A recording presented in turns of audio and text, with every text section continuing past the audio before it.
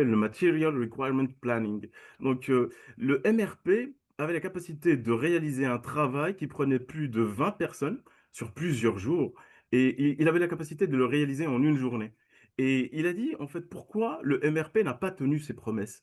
Pour une raison toute simple, c'est parce que les entreprises ont gardé les vieilles habitudes. C'est-à-dire, ils continuaient d'avoir des stocks, des surstocks, ils continuent d'avoir des délais trop longs, et également, donc, ça n'a pas permis d'apporter l'effet escompté en termes d'amélioration de processus.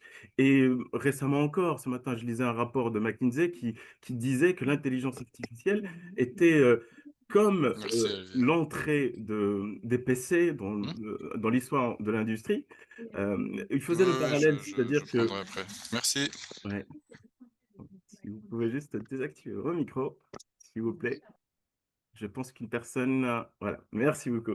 Et donc voilà, je disais que le système, malgré le fait qu'il soit puissant, il a été sous-exploité, et en conservant les règles anciennes, ça a limité son efficacité. Donc, principalement, il faut d'abord distinguer la contrainte. Tu peux, je te laisse, Ludovic, présenter. Donc voilà, l'IA sans jargon, comme je vous ai dit, en fait, l'objectif, c'est vraiment donner des clés de compréhension, et à travers ces clés de compréhension, l'objectif, c'est de s'adresser à un large public. On va le voir notamment, euh, toute innovation peut être un facteur de catalyseur d'une évolution. Et je pense particulièrement aux PME qui présentent plusieurs atouts, notamment pour l'implémentation d'une intelligence artificielle.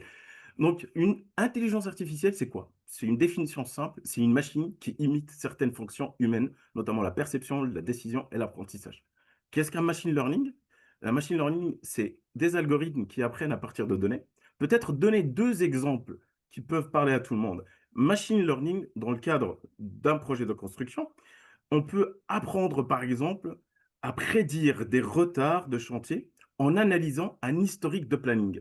Ludovic, qui a un OPC dont le métier principal, on va dire, en fait, c'est de gérer et de collaborer avec des acteurs pour respecter le planning des projets, va nous illustrer plusieurs cas d'utilisation.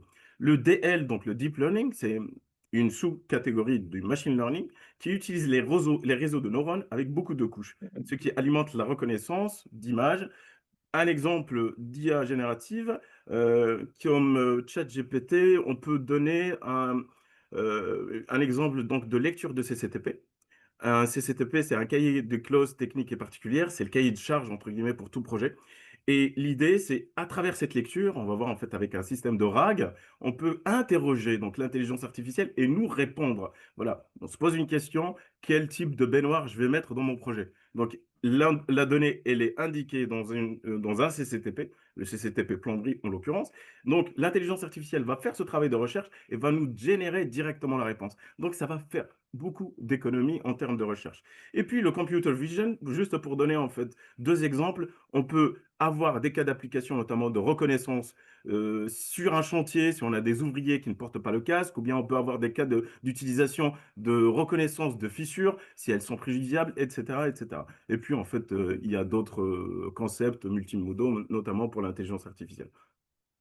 Je te Alors, laisse la un parole. concept qui arrive, enfin, qui commence à voir au niveau des réseaux et de la communication auprès du gouvernement. Juste un concept qui arrive, c'est la norme, la loi européenne qui va encadrer l'IA.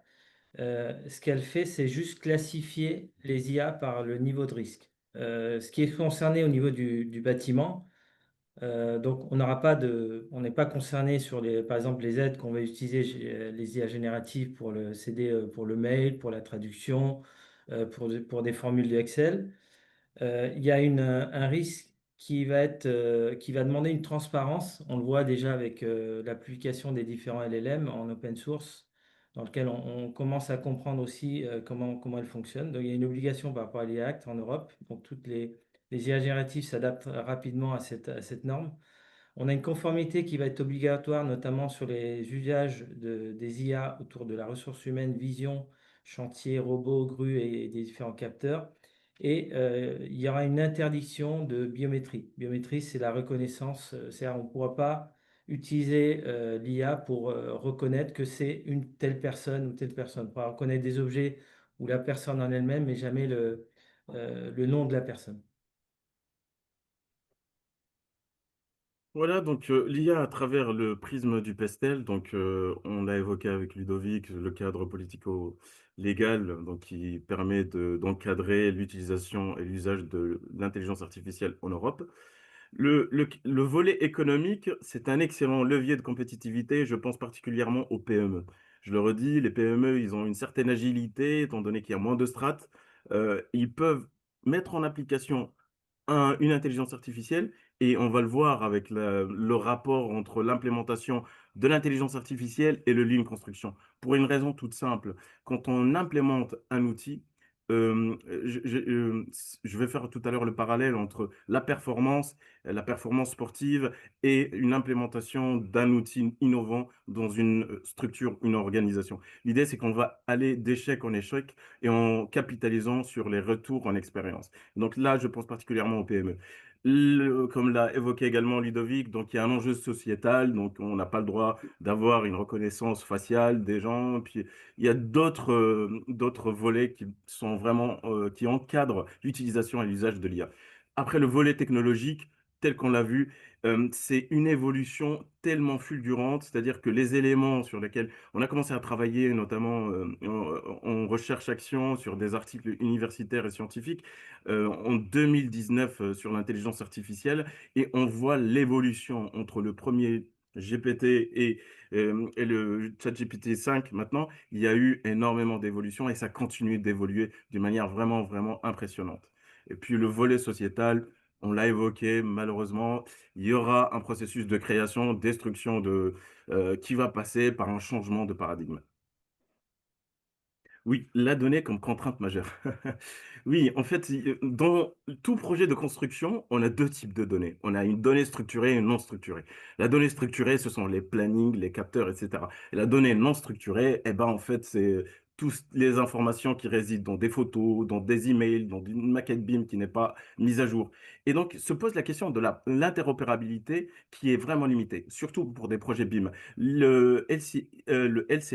LCI a publié une étude avec indiquant qu'il y a 95% des projets BIM qui rencontrent des problèmes d'interopérabilité. Et donc là, parmi les évolutions qui sont entre guillemets utilisées, on commence à résoudre cette problématique-là, notamment en fait en intégrant des systèmes de gestion électronique documentaire des projets de construction et en intégrant de plus en plus l'intelligence artificielle. Nous-mêmes, en fait, au sein de Cooperlink, on l'intègre dans certains volets, notamment en fait la reconnaissance de certains éléments, mais toujours dans un cadre d'aide à la décision et ne se substitue pas à la décision. Performance, IA, lean, changer les règles. Qu'est-ce que je veux dire par là? Si je devais vous communiquer une idée principale, c'est que de la même manière qu'un athlète va rentrer dans un ring ou dans une compétition, il va bâtir sa confiance au fur et à mesure qu'il va avancer sur l'enjeu, sur la compétition en soi. Et donc, il faut faire pareil avec le lean. Il faut faire pareil avec l'implémentation de l'intelligence artificielle en ayant cette vision du lean. Dans le lean construction, on parle du Kaizen, c'est-à-dire on va d'amélioration continue en amélioration continue avec ce retour d'expérience. Le deuxième point, c'est vraiment ne pas négliger le terrain. C'est le terrain, entre guillemets, qui va nous dicter ses besoins. Et à ce moment-là, en fait, on va partir d'une certaine contrainte. Les deux erreurs à ne pas faire, c'est un, multiplier les outils, deux, multiplier, entre guillemets, l'époque, et trois, ne pas tenir compte du retour terrain. Si on vient, on impose une intelligence artificielle, voilà, tout le monde peut dire actuellement qu'on utilise l'intelligence artificielle. J'ai vu en fait sur LinkedIn une image qui était assez savoureuse parce que ça montrait un maître d'œuvre qui utilisait donc l'intelligence artificielle, qui envoyait des rapports à des entreprises qui utilisaient eux-mêmes des intelligences artificielles. Et donc c'était un combat entre deux intelligences artificielles, ni l'un ni l'autre, ni les deux principaux concernés ne lisaient pas les rapports. Et ça, c'est le risque, vraiment le piège où il faut pas tomber, quoi. Tu peux passer. Oui, donc voilà, l'idée, c'est vraiment se focaliser sur la réelle valeur ajoutée, c'est-à-dire prendre une seule évolution à la fois, et puis simplifier plutôt que de complexifier, en mettant un processus qui va être où tout le monde pourrait être d'accord. C'est-à-dire, en fait, j'insiste vraiment sur cette notion. On a des exemples comme Toyota, ceux qui suivent nos newsletters peuvent lire notamment, en fait, l'exemple Toyota qu'on a produit sur la dernière newsletter qui était adressée au Japon. Et vous allez voir, en fait, c'est tout un schéma de pensée qui est différent et qui permet de gérer d'une manière collaborative et en accompagnant tout le monde. Alors, euh, on va passer un peu pour mieux comprendre l'IA. Euh, Aujourd'hui, dire faut être transparent. Tout le monde utilise l'IA. D'accord? Le danger qu'on a actuellement dans les entreprises et les entreprises dans lesquelles on intervient, on voit que les employés utilisent les IA génératives en cachette, d'accord? Même les grandes entreprises, les grands groupes, tout le monde chez eux utilise les IA génératives avec la donnée des entreprises. Donc cela, ça représente déjà un risque très conséquent. Cette donnée, elle est très récente de 58%, mais je suis sûr que quand on creuse, les personnes qu'on a autour de nous, tout le monde utilise aujourd'hui l'IA générative. Bon, c'était intéressant, hein, on a vu arriver ChatGPT, on écrivait, on avait une réponse. Donc c'était rigolo et c'était d'ailleurs très surprenant. Pour comprendre un peu mieux ChatGPT, il faut faire très attention parce qu'on a des risques d'hallucination, de fuite. C'est-à-dire que les gens, le fait qu'ils exposent la donnée, donc on entraîne le modèle, vos données partent dans les cerveaux, dans les neurones de ChatGPT. Attention aussi aux réponses qu'on obtient dues aux prompts qui sont très mal formulés, donc des prompts qui sont très courts, qui n'ont pas de contexte. Euh, ChatGPT, parfois vous avez une perte de contexte. Je vous invite aussi, vous avez vu que maintenant que je vous dis ça, quand vous l'utilisez, à un moment donné, vous avez chargé un PDF, vous avez chargé un document, et à un moment donné, il oublie. D'accord? Et c'est normal. D'ailleurs, vous fermez ChatGPT, vous le rouvrez le lendemain, il ne retient pas le document. Et c'est normal, ça serait une quantité de données trop conséquente aujourd'hui pour pouvoir garder toutes ces données-là. Attention aux fuites de données, ce qu'on appelle la récurgitation, et c'est possible aujourd'hui qu'on obtienne des informations que vous avez données de façon récurrente dans ces outils-là. Donc déjà, on prend le contexte de faire très attention sur les IA génératives. Qu'est-ce qui se passe? Bon, les hallucinations aujourd'hui, elles évoluent. On a des techniques, vous allez voir tout à l'heure, je vais vous montrer quelques-unes. Les IA, de plus en plus, elles sont de plus en plus performantes. D'ailleurs, cette année, les derniers tests qu'il y a, c'est qu'elles répondent tous. D'accord? Avant, elle nous disait, bah, je ne sais pas, je n'ai pas l'information. Regardez, vous regardez aujourd'hui actuellement, vous pouvez n'importe quelle question, elle va vous répondre. Donc, on a un risque de cette réponse, comme ils sont obligés de nous répondre, qu'on ait une mauvaise réponse, notamment dans la formulation du prompt, ou alors une accusation parce qu'il est cherché les infos qui sont pas bonnes. Comprendre l'IA aujourd'hui, ce qui se passe, donc peut-être il y a des gens qui maîtrisent un peu plus, un peu moins. Déjà, il faut faire la séparation entre l'IA générative, que vous voyez ici avec ChatGPT, Gemini, Perplexity, on les voit arriver à grande vitesse avec les différents modèles. Mais on a aussi la partie IA qu'on en parle, bon, ça a été dit par Hugues, mais qui est plutôt la partie comment ça fonctionne avec le machine learning, le deep learning et les différentes techniques qui existent. D'accord? Donc, on va aborder ces sujets-là. Ça a été dit par Hugues. Donc, qu'est-ce que c'est l'intelligence artificielle? Donc, c'est Yann Lequin qui est très reconnu au niveau de l'IA. Donc, c'est une machine qui va pouvoir accomplir des tâches comme le fait un humain. D'accord? Oui, Salam Donc, Majid. comme le peut faire un humain. Le machine learning, c'est une partie de l'intelligence artificielle, d'accord? Donc, il va permettre à un ordinateur de résoudre une tâche précise par rapport à une donnée. Et après, on a le deep learning, qui est un sous-ensemble du machine learning, mais qui s'appuie sur des réseaux de neurones. Donc, ce sont des réseaux de neurones. Il y a une entrée, ça peut être une image, un texte, une vidéo. Les réseaux de neurones vont s'activer et on a une réponse. Voilà comment fonctionne le deep learning.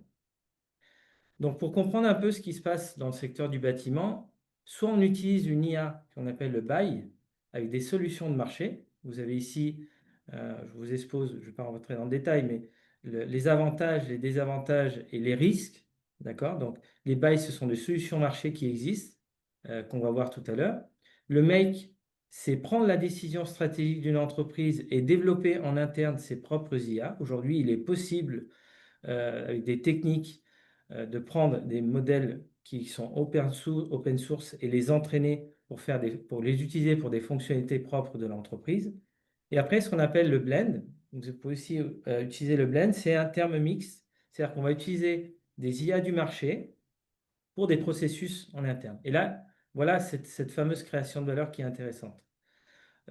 Aujourd'hui, nous, on a à peu près 400 applications et on en a de façon constante tous les jours, des applications autour de l'IA, autour de ligne, autour de la construction. Donc, un peu des solutions marché, je ne vais pas m'attarder. On va en voir quelques-unes. On va avoir, on le voit en ce moment, un impact sur ce qui va se passer au niveau de la construction, au niveau du ligne. D'accord? Donc pour moi, il y a quatre secteurs qui vont être impactés. On a la partie planification et conception, la partie exécution et gestion, la partie préfabrication logistique et la partie maintenance. Pourquoi je mets l'IA en planification? Parce qu'on le voit surtout avec les nouvelles approches du Lean, avec les contrats collaboratifs. La planification, on est amené à la faire dans la partie conception, avec l'arrivée aussi du BIM, avec la 4D et la 5D. La 4D, c'est par rapport à la planification avec l'usage du BIM, et le 5D, le coût. On voit que cette planification, elle va se faire en amont. Et je vous montre quelques exemples très rapidement. Là, on a Alice. Donc, c'est un logiciel, et je vous montre ici, c'est une application Buy. D'accord? Je ne vais pas montrer toute la vidéo, mais je vous montre rapidement ce qu'elle permet de faire. Donc, elle permet de planifier, exploiter au maximum, du point de vue de la construction, la 4D, d'accord, et la 5D. C'est-à-dire qu'on va exploiter l'intelligence artificielle, donc avec tout ce qu'il y a derrière, machine learning et deep learning, et qui va permettre, donc avec beaucoup de données, donc les outils ne sont pas simples, il y a beaucoup de données, ça a été dit par Hugues, il y a beaucoup de données à rentrer, des rendements de grue, des différents scénarios, mais par contre, ça peut nous donner des calculs de millions de planification et nous proposer la meilleure planification et celle qui a un moindre coût. D'accord? Donc, je vous invite donc à regarder toutes ces vidéos dans d'autres occasions. On a aussi des différentes approches du point de vue Lean. Nous, ce qu'on cherche, c'est la création de valeur. D'accord? Donc, on voit aujourd'hui avec le BIM, notamment, et tout le monde se plaint aujourd'hui du BIM, parce qu'on fait 2-3 fois le travail. Ben, si on a une approche Lean Construction, on peut exploiter l'IA pour aller chercher cette valeur. Qu'est-ce qui nous empêche? Vous voyez ici, devant le client, on prend une photo et en direct, à voir son client, voir si on arrive à atteindre cette création de valeur. D'accord? Pas comment fonctionne aujourd'hui en silo.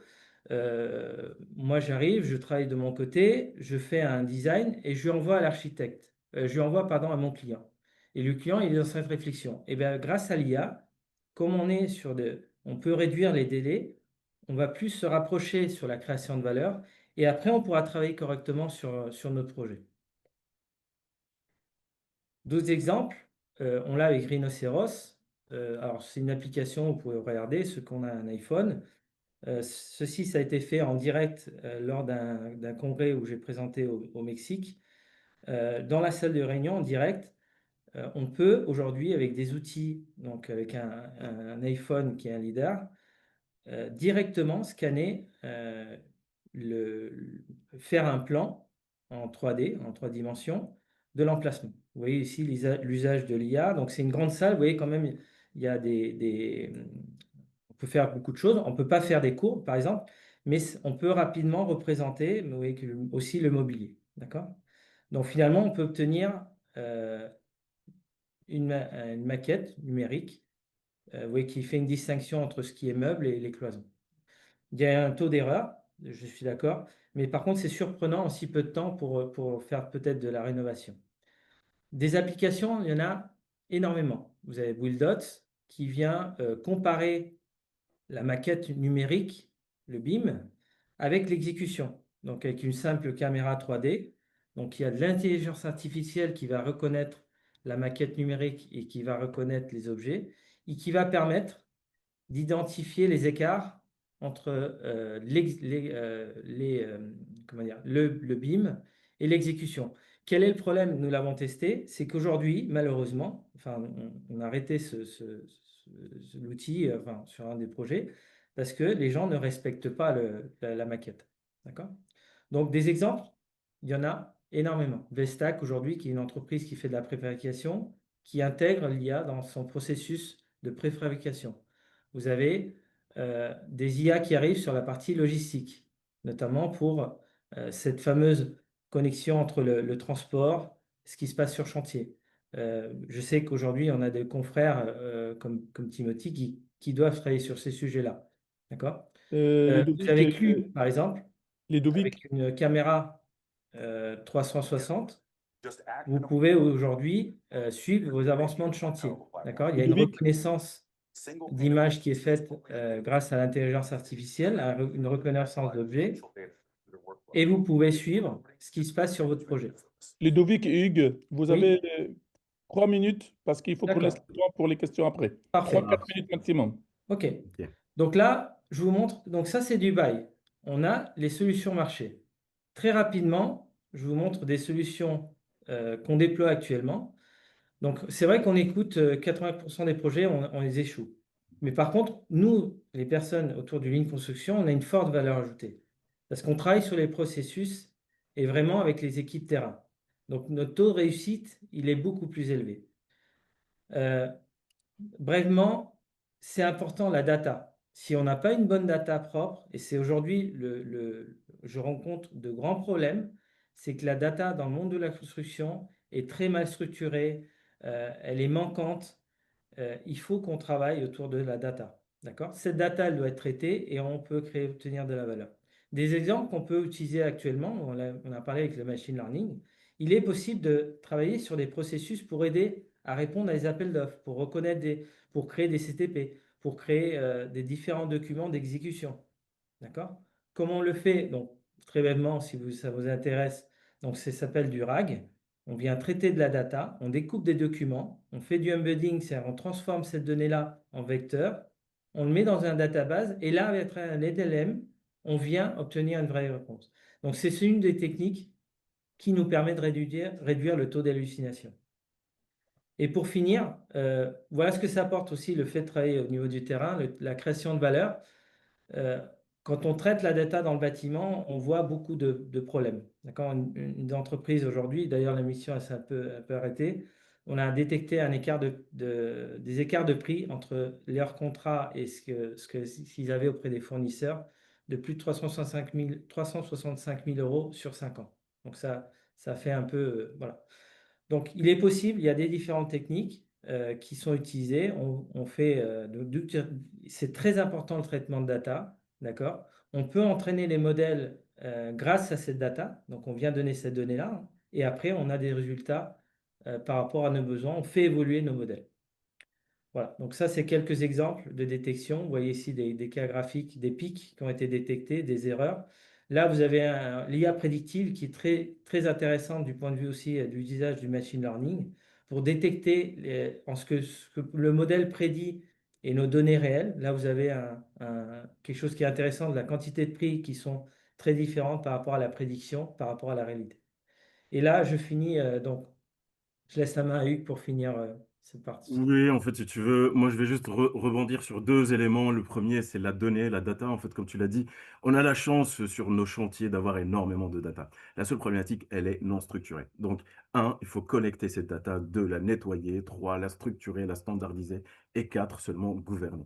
Et donc, le deuxième point sur lequel je voudrais insister, c'est le fait d'aller donc dans une implémentation en trois phases, 30 jours, 60 jours, 90 jours. C'est-à-dire, en fait, on a des points réguliers. En nommant une personne qui va être responsable de l'implémentation et en prenant en considération donc les retours sur expérience de ces implémentations. Et le dernier point, c'est choisir un seul objectif, y aller étape par étape. Donc, l'implémentation de l'intelligence artificielle, elle n'est pas une révolution instantanée, mais plutôt une évolution quotidienne. C'est notre mantra au sein de Copernic, en tout cas. Très très C'est bien. Allez. Vous bon. pouvez me dire la conclusion rapidement, Hugues Oui, alors ou c'est vrai que Ludovic? Ça, vous avez un levier puissant. Je vais laisser après finir aussi Hugues un petit moment. L'IA, c'est une opportunité aujourd'hui qui s'ouvre devant nous. Faut le reconnaître. Ça évolue, ça va très très très vite. Ce que j'ai appris il y a une semaine, on retrouve des nouvelles choses, des nouvelles méthodologies chaque jour. Donc ça va permettre d'améliorer les processus, améliorer la conception de projet, la sécurité et la maintenance. D'accord? Donc c'est un potentiel aujourd'hui qui est largement sous-exploité. Les entreprises ne savent pas réellement ce que c'est l'IA, d'accord? Et c'est ce que je dis toujours, ce n'est pas l'IA qui mettra en danger votre entreprise, mais vos concurrents qui l'adopteront avant vous. Hmm. Non, je te rejoins complètement. On peut Mm. basculer peut-être sur le dernier slide. En fait, les éléments, je les ai déjà évoqués. Le dernier, juste après celui-ci. Tac, tac. Vraiment à la fin. Là, à la fin, Ouais. Voilà, en fait, c'est celui-là. plus suggéré. C'était oui, c'était l'autre. Non, juste après. Voilà, après. Là? Après, Ok, yes, c'est celui-ci. parfait. Donc l'idée, c'est plus en fait interroger. Donc là, on aura l'occasion d'interagir avec l'auditoire. L'idée, c'est de savoir, entre guillemets, pour donner une suite, parce que un webinaire, comme je disais, en fait, c'est pas l'occasion de former des gens pour les transformer en ingénieurs AI ou spécialistes AI. L'idée, c'est vraiment de recueillir, entre guillemets, quelles sont les contraintes à laquelle vous faites face et comment l'Institut français de la construction, l'IN, peut vous accompagner dans cette résolution. Un, on vous propose soit un workshop IA organisé par l'IFCL, ou en deuxième option, un deuxième webinaire avancé autour de l'IA, et en trois, une proposition, une suggestion d'une thématique. Donc voilà, j'ouvre le bal pour les questions. Merci beaucoup, Ludovic Garcia de Paris. Merci beaucoup, Hugo Chala de Bruxelles. Et c'est grâce aussi au réseau de l'EFCI que vous avez préparé ce webinaire ensemble et je vous remercie vraiment pour le travail effectué. On va passer maintenant à l'échange, au partage des questions. C'est moi qui vais animer, donc j'aimerais bien avoir des réponses courte et précise, sachant qu'on peut débattre après ou bien dialoguer après. Première question que je vois, je m'adresse à Ludovic. Y a-t-il des intelligences artificielles pour comparer l'impact environnemental de la construction? Alors, des IA en elles-mêmes, non. Mais on peut, comme ça a été dit, vu qu'on est sur une data, on peut prendre l'historique d'une donnée des années précédentes, entraîner un modèle et à partir de là, faire de la prédiction. Les moindres écarts, donc avec la donnée, on va dire, bah, aujourd'hui, il va faire telle température, le modèle peut prédire ce qui va se passer dans le futur. D'accord. Il y a une autre question. Vous avez parlé beaucoup de ChatGPT, mais il y a aussi Claude, il y a aussi Gemini et bien Gemini, ouais. d'autres. Oui, tout à fait. En fait, il y a énormément de cas d'usage et d'intelligence artificielle, Mais comment telles qu'elles choisir sont. justement Hugues, comment choisir dans cette énormité de produits, quoi? Il y en a qui sont open source, d'autres qui sont fermés. Je prends l'exemple d'OpenAI qui est un peu fermé, Mistral par exemple qui est français, donc qui est ouvert. L'idée, il y a cette notion de fine-tuning, c'est-à-dire une adaptation des modèles au secteur, au domaine. Là, on est dans un domaine qui est bien particulier, c'est-à-dire la construction. Il faut savoir une chose, au travers des différents salons et événements sur l'intelligence artificielle auxquels j'ai assisté, il y a en premier utilisateur, c'est la finance. En deuxième, c'est l'industrie de la biomédecine, pharmaceutique. En troisième, c'est l'industrie soit aéronautique ou auto. Et on a peu d'utilisation, on va dire, dans le secteur de la construction. Vous me direz que le secteur de la construction, c'est un secteur, entre guillemets, qui attend que tout le monde teste d'abord. Après, en fait, il va mettre en application. Mais je dirais que c'est là aussi l'énorme opportunité qui se dresse à nous. En fait, on a plusieurs contraintes, plusieurs problématiques. Il suffit d'en distinguer une et d'y apporter, en fait, un peu ce que propose Ludovic. Donc, une solution pour votre Je travail. vais répondre à cette question aussi. Alors, chaque modèle aujourd'hui, pour comprendre les IA génératives, elles ont été entraînées par rapport à une donnée.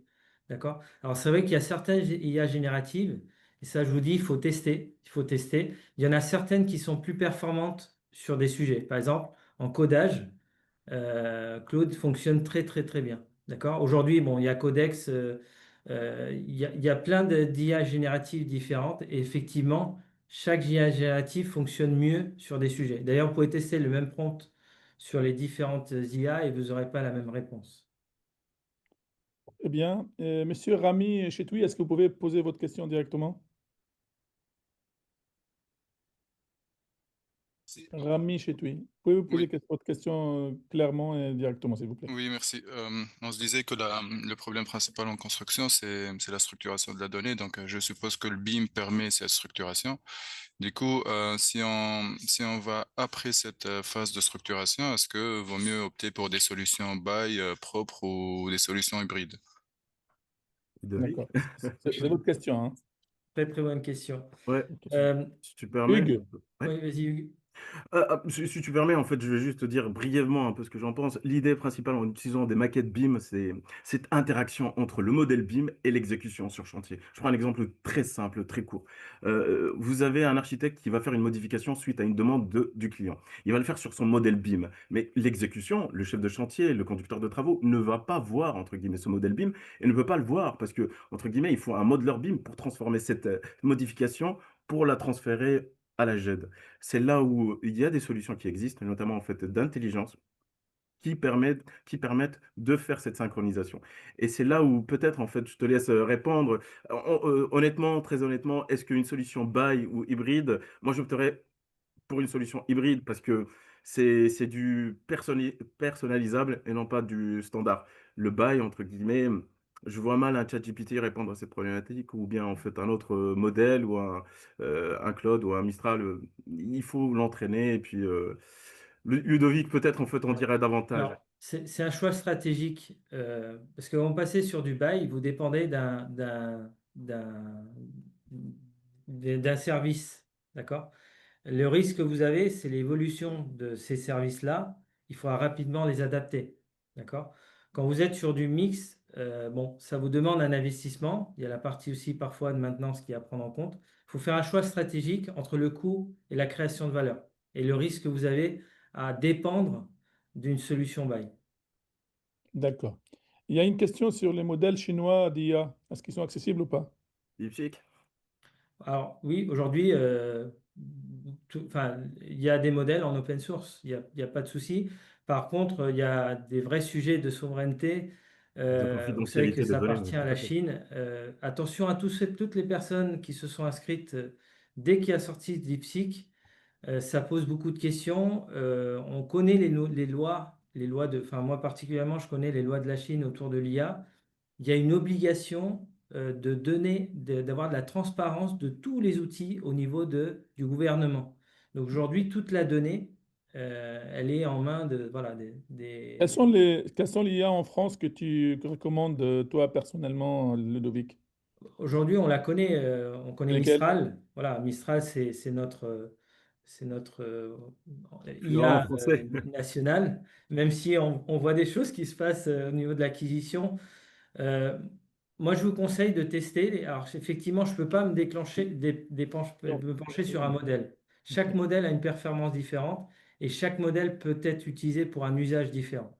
Et après, on a les techniques qui vont adapter ces modèles-là à nos besoins. Il y a une bonne question de... Toutes les questions sont bonnes, bien sûr, hein, de David qui dit, existe-t-il une IA proposant systématiquement les principes Lean pour la solution d'un problème? À toi, Hugues. Excellente question. Après, en fait, comme l'a dit Ludovic, il faut opter pour une solution qu'il faut entraîner. La... En fait, je reviens un peu sur la question précédente. Il y a cette notion de propriété des données. C'est pour ça que beaucoup d'entreprises actuellement hésitent quant à l'utilisation de l'intelligence artificielle. Et donc, une des solutions, c'est de travailler en vase clos. C'est-à-dire, en fait, voilà, il y a des solutions qui existent, notamment en fait, en ayant plusieurs agents qui peuvent travailler donc sur un workflow bien déterminé et en coupant cette intelligence artificielle entre guillemets du contact extérieur. Tout ça pour avoir une souveraineté sur ces données et une garantie de la sécurité des données et de la confidentialité. Donc, moi, je dirais la meilleure des IA, c'est celle qu'on va entraîner nous-mêmes, c'est-à-dire un mixte, c'est un modèle hybride, et parce qu'elle va répondre, entre guillemets, à vos problématiques à vous, et non pas d'une manière standardisée. Je prends le cas du lean appliqué dans l'automobile. Ça n'a rien à voir avec le lean appliqué dans le secteur de la construction. Ce sont deux mondes totalement différents. Donc, il y a cette notion d'adaptabilité, d'explicabilité également. Il faut être en mesure d'expliquer pourquoi une IA a pris telle ou telle décision à des équipes. Si vous l'expliquez pas, eh ben, vous perdez la confiance de la base. Et là, entre guillemets, c'est l'effet inverse. Merci beaucoup, Hugues, mais je reviens à la question. Mm. Existe-t-il une IA proposant systématiquement les principes lignes pour la résolution d'un problème? À ma connaissance, non. Et toi, Alors, aujourd'hui, c'est connu, hein, OpenAI offre ce qu'on appelle les GPT. D'accord? Un GPT, c'est quoi concrètement? Donc, ceux qui ont une licence payante, on vient exploiter l'LLM l'IA générative de ChatGPT et on peut l'entraîner avec des documents. Donc, il y a certaines personnes qui ont mis en service des GPT dans lesquels ils ont été entraînés avec des documents, des livres du Lean Construction. Donc, c'est fait, on peut les utiliser. Par contre, je mets entre guillemets, attention au prompt, comment on écrit, et ça a été dit par Hugues, le contexte. Le contexte, il est très important. Prompter, c'est important de bien mettre en contexte ce qu'on demande, parce que la réponse, elle peut être différente et parfois on peut avoir d'une mauvaise réponse, même si on a l'impression qu'il a beaucoup de connaissances. Ça peut Oui, parfois tout à paraître fait. surprenant surprenant quand on va aller chercher aux sources. Exactement. d'accord. J'ai Il une y a toute une question. ingénierie du prompt, hein, en fait. Et puis, le taux d'hallucination, en fait, il n'est pas anodin. Vous savez, une hallucination, elle est convaincante. Et en fait, l'intelligence artificielle invente des sources. Et donc, quand vous prenez un document, et on a tous en tête l'exemple de cet avocat qui a inventé, entre guillemets, qui a utilisé ChatGPT et qui lui a inventé certaines sources.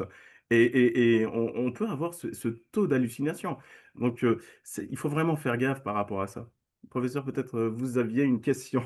Oui, non, non, c'est moi, c'est aujourd'hui mon rôle, c'est uniquement les questions Ouais, et l'animation. Euh, Très important parce que j'ai une question sur WhatsApp. Le lean, c'est l'humain, l'IA, c'est la machine. ouais. En quoi vous faites le lien entre le lean et l'IA, quoi? Pourquoi ce titre déjà où il y a déjà deux arbres, deux corps différents en fait? Ludovic, tout à l'heure. Oui. Alors, euh, quand Est-ce que vous êtes d'accord sur ça? on parle, tu veux intervenir? Ouais, vas-y. Euh, Quand on parle du lean, on parle d'humain. D'accord? D'accord? Et Ça, c'est l'humain dit. dans les processus. D'accord? L'IA aujourd'hui, ce n'est un outil qui vient aider à ce processus-là. Pour ça, le lien entre l'IA qui va pouvoir nous aider sur la partie gaspillage. Oui. On a énormément de gaspillage sur le bâtiment et l'IA peut exploiter au cœur des processus avec l'humain. Aujourd'hui, pourquoi je mets l'humain et l'IA? Parce que si on met de l'IA dans une entreprise sans travailler avec l'humain, ça ne fonctionne pas. On va se retrouver avec la résistance au changement. On va se retrouver avec des modèles aujourd'hui, des entreprises qui ont travaillé sur des modèles qui ne l'utilisent pas. Donc, il faut travailler avec l'humain pour après mettre de l'intelligence artificielle. J'ai une question. En synthèse, les solutions lignes ne sont pas utilisables pour tous les types de problèmes. C'est bien ça? Et la question, il y a une autre question. Y a-t-il des IA de réalisation des plannings TCE? Hormis Alice et Buldot. Est-ce que tu Ludovic, peux est-ce que tu l'écrire connais? dans le Alors, chat, Hugues? Comme ça, notre collègue qui a posé la question, que je Ouais. puisse l'avoir. Parce que Il y a parfois. eu Alice, entre guillemets, qui a été évoquée par Est-ce que tu peux Ludovic. Il y l'écrire, a d'autres. est-ce que tu peux Ouais, l'écrire, Hugues? avec plaisir, avec plaisir. Merci. Comme Et ça, il y en il a a la d'autres aussi, dans- après. Il y en a d'autres aussi. Ok. il y a beaucoup de références. Ouais. Chacune, vous avez les 4 secteurs qui vont être impactés. On a des IA génératives dans toutes les parties aujourd'hui du secteur du bâtiment. Est-ce qu'il y a d'autres... Est-ce qu'il y a d'autres... Non, mais la question c'est y a-t-il des IA de réalisation de planning TCE hormis Alice et Budot aussi? Il existe plein d'autres, après. Une autre? Après, il Est-ce qu'il y en suffit, a? suffit de la donnée, hein. Si vous avez assisté, le machine learning, c'est la donnée. Si on a cette donnée, et attention, elle est correcte, elle est propre. Aujourd'hui, vous travaillez sur des séquences de TCE, et ben vous pouvez travailler avec vos LLM et vous prédire des planifications. Moi, je le fais aujourd'hui avec du code Python. Je travaille sur des séquences avec des prérequis et ça me propose les 10 propositions optimisées de séquences de travail. D'accord. On arrive à la fin. Il nous reste 2 minutes. Donc, je vais m'adresser à chacun de vous, Ludovic, et puis à Hugues. Quel est votre quel est votre conseil en fait à donner pratique, un conseil pratique? Donnez-nous un conseil pratique, s'il vous plaît. Ludovic d'abord. Moi, je vous invite à tous à essayer et tester. D'accord? Donc, la première chose, c'est s'intéresser sur ce qui se passe autour de l'IA, se former, qui est très important, et, ne mettez pas en place de l'IA sans travailler avec les humains, avec les équipes.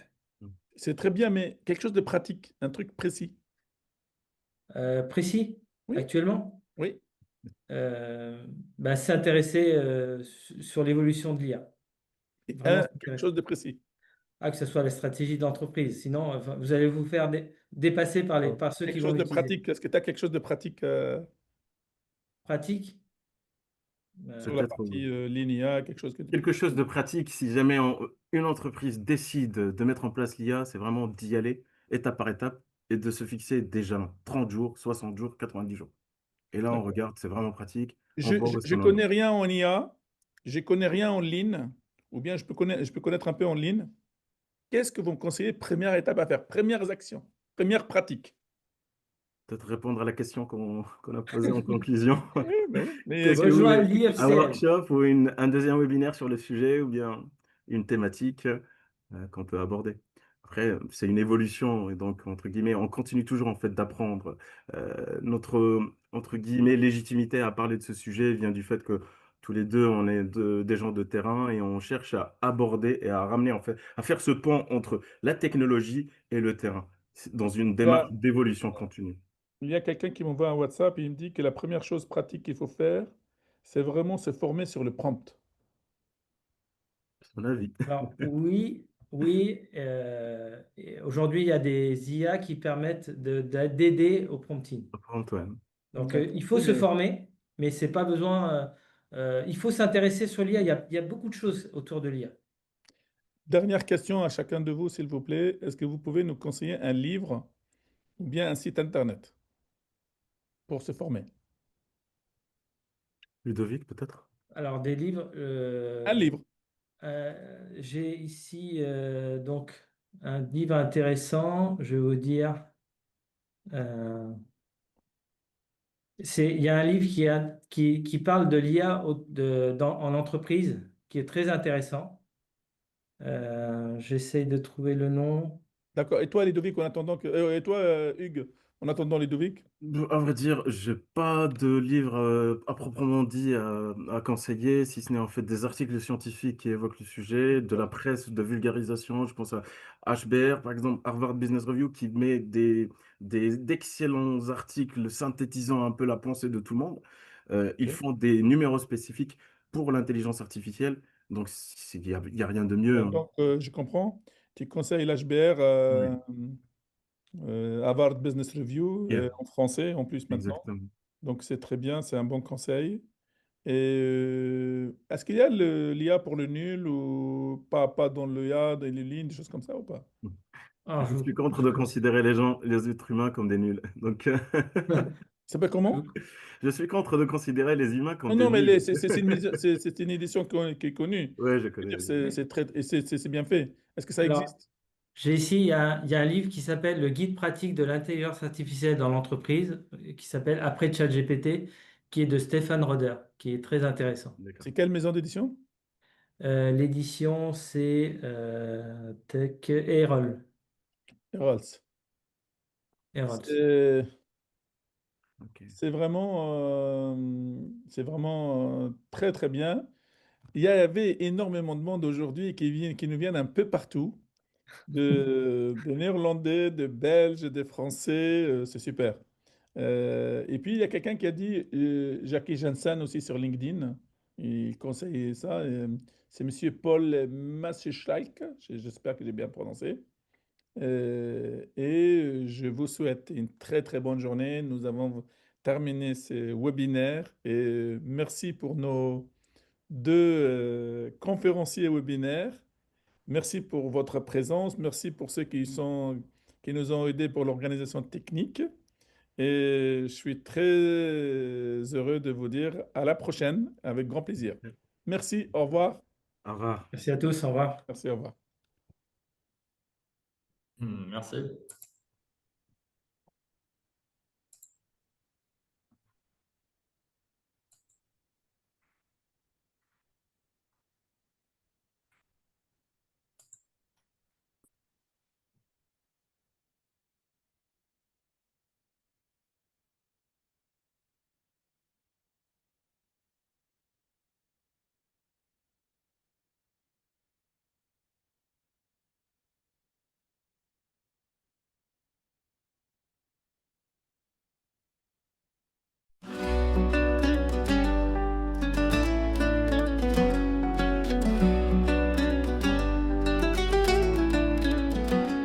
Construire en harmonie, optimiser sans compromis. Chaque brique bien placée, chaque geste est mesuré. Éliminer l'inutile, simplifier chaque fil. Moins de déchets sur le sol, Dans cette danse on vole. l'hymne c'est notre voix. Simple et sans tracas, avec l'hymne on croit à un monde plus droit.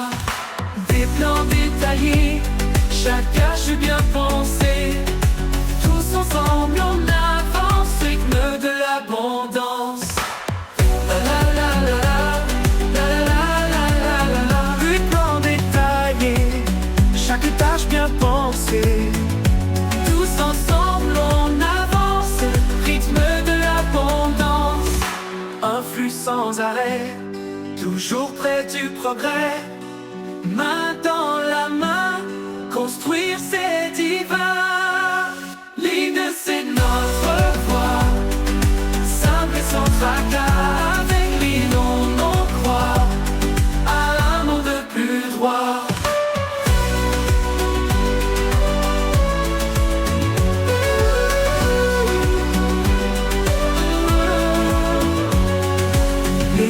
Éliminer l'utile, Simplifier chaque fil, moins de déchets sur le sol. dans cette danse on vole.